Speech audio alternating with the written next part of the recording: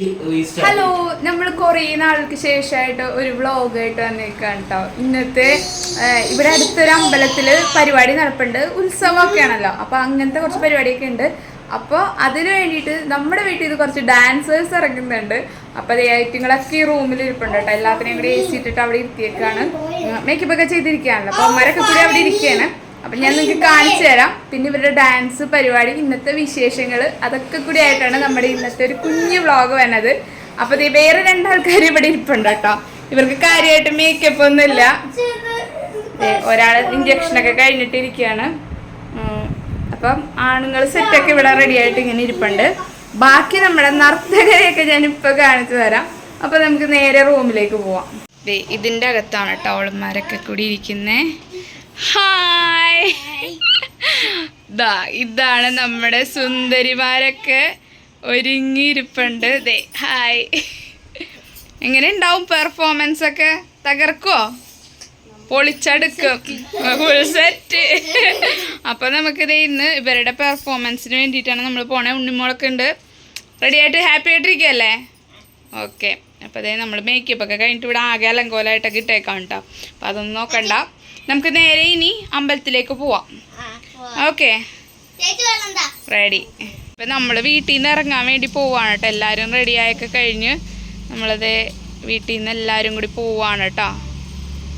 എന്താ പറഞ്ഞേ, ഇവിടെ കൈകൊട്ടിക്കളി പരിപാടിയൊക്കെ ഉണ്ട് കേട്ടോ. അപ്പോൾ അതിന് വേണ്ടിയിട്ട് ഇങ്ങനെ ഇതായിട്ടൊക്കെ ഇരിക്കുകയാണ്. എല്ലാം റെഡിയാക്കിയൊക്കെ സ്റ്റേജൊക്കെ അവിടെയാണ് കേട്ടോ.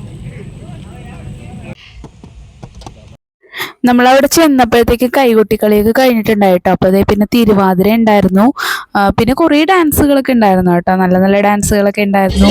പിന്നെ കുഞ്ഞു കുട്ടികളുടെയൊക്കെ ഉണ്ടായിരുന്നു.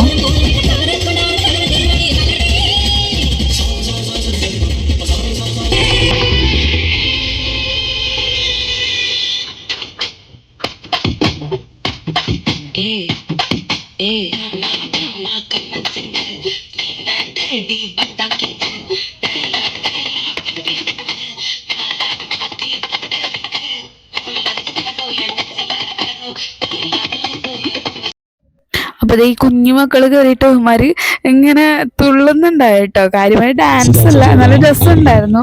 അപ്പോൾ അതേ ഞങ്ങൾ ചുമ്മാ ഫ്രണ്ടിൽ തന്നെ പോയിട്ട് വെയിറ്റ് ചെയ്യാൻ കേട്ടോ ഇവരുടെ പരിപാടി ആവാൻ വേണ്ടിയിട്ട്.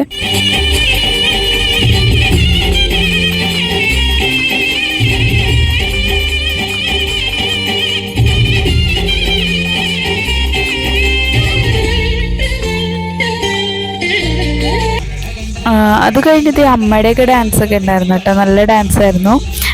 ഇവരിങ്ങനെ ടീമായിട്ട് ഒരേപോലത്തെ ഡ്രസ്സൊക്കെ എടുത്തിട്ടൊക്കെ ആയിരുന്നു കേട്ടോ. നല്ല രസമുണ്ടായിരുന്നു. അപ്പോൾ അതൊക്കെ കഴിഞ്ഞിട്ടായിരുന്നു നമ്മുടെ ഉണ്ണിമോളുടെയൊക്കെ ഡാൻസ്.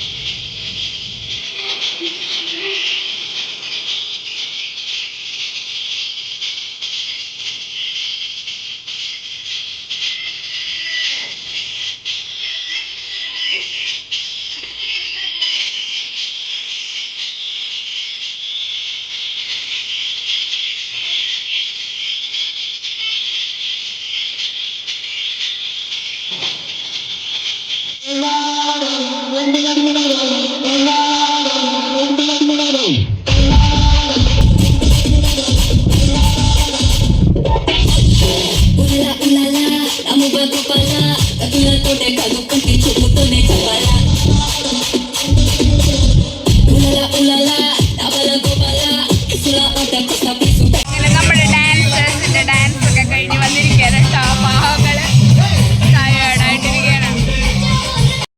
അത്യാവശ്യം നല്ലപോലെ ആൾക്കാരൊക്കെ ഉണ്ടായിട്ടോ. നല്ല പരിപാടികളും നല്ലതായിരുന്നു. അപ്പൊ നമ്മള് പിന്നെ നിച്ചുമോന് വയ്യാത്ത കൊണ്ട് കുറച്ചും കൂടി വേഗം അങ്ങോട്ട് പോകുന്നു കേട്ടോ. അപ്പൊ നമ്മുടെ ഡാൻസ് കലാപരിപാടി എല്ലാം കഴിഞ്ഞു, അടിച്ചു പൊളിച്ചു അല്ലേ.